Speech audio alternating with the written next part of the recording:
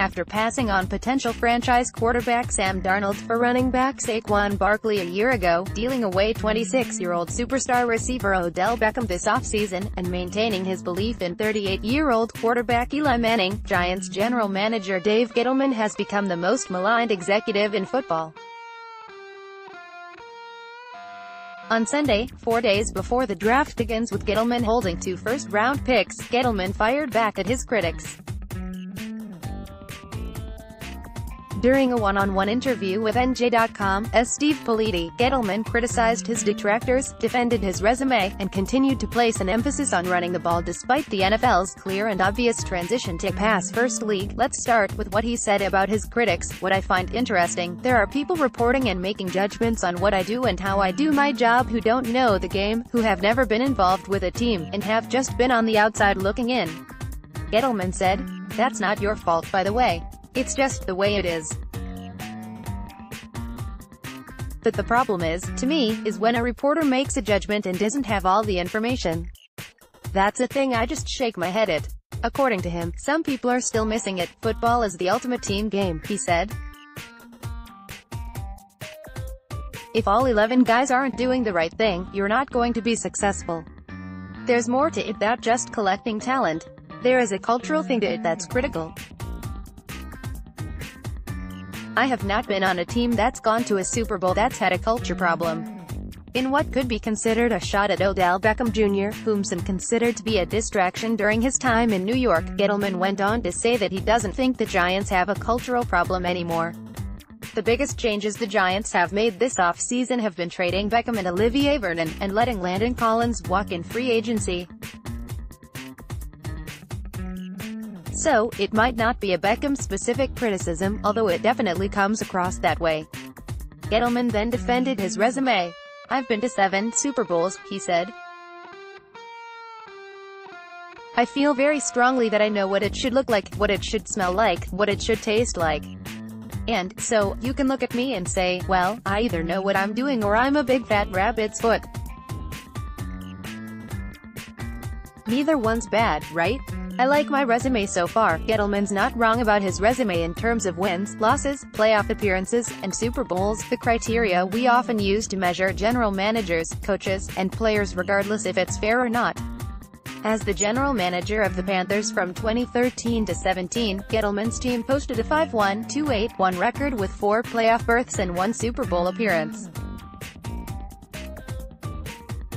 Before he became the Panthers' general manager, he worked in the personnel department for the Giants from 1999 to 2012, meaning he was involved in the Giants' 2 championships and 3 Super Bowl appearances in that span. The problem is, everything he's done since being named Giants general manager has been worrisome. He drafted Barkley at No. 2 overall instead of Darnold without even listening to offers for a potential trade down that could have netted them additional picks. Nobody is saying Barkley isn't a great running back.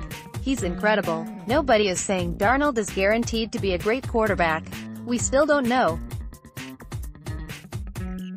But the impact a great running back can have on a bad team is significantly less than the impact a franchise quarterback can have on a bad team.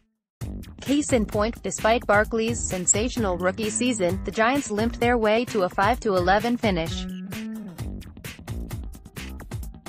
And then he traded arguably the best receiver in football to the Browns less than a year after giving him a massive extension. According to ESPN, the 49ers likely would have beaten the Browns' offer, but the Giants never gave them a chance. The results just haven't been bad. So has the process. Let's get back to the Barkley pick though, because it relates to something Gettleman talked about during his interview with NJ.com. Doubled down on the importance of running the ball. "Let me say this, okay," he said. "There are 3 truths. Football evolves. The game evolves. The style of play evolves. But there are 3 truths that have not changed and will not change. Okay, you have to run the ball. You have to stop the run. You have to rush the passer." He pointed to how the Patriots won the Super Bowl as evidence that his 3 truths are, in fact, truthful, and took issue with the fact he's been called a personnel dinosaur. "Talk about, you mean Belichick's not a dinosaur? Look at the Super Bowl," Gettleman said. "Why isn't he a dinosaur? Understand what I'm saying? Those are the 3 truths. The only key difference? The Patriots have Tom Brady, arguably the best quarterback in football, who is still playing at a high level, and while Brady did struggle in the Super Bowl, he also threw for 4,355 yards and 29 touchdowns in the regular season and beat the Chiefs in the AFC Championship game with 348 yards through the air. He averaged 45 pass attempts per game in the playoff run up until the Super Bowl. The Giants, meanwhile, are running the ball with a great running back, but defenses know they're running the ball because the alternative is throwing the ball with a washed-up quarterback, who now doesn't have a star receiver to target. It's also worth noting that the Patriots are afforded the luxury of running the ball because they're often leading in games. And they're often leading in games because they have Brady. But when they're not leading in games, they have Brady to bring them back. The Giants don't have a quarterback who can bring them back when defenses know they're dropping back to pass. In other words, running the ball is important. Nobody is saying it isn't.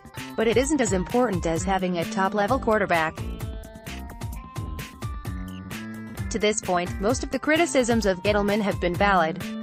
And really, the only way Gettleman can silence his critics is by hitting on his picks in this year's draft.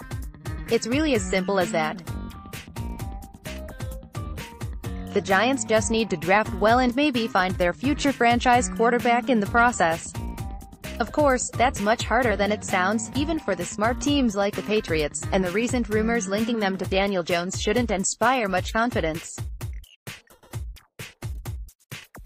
Let's block ads. Why?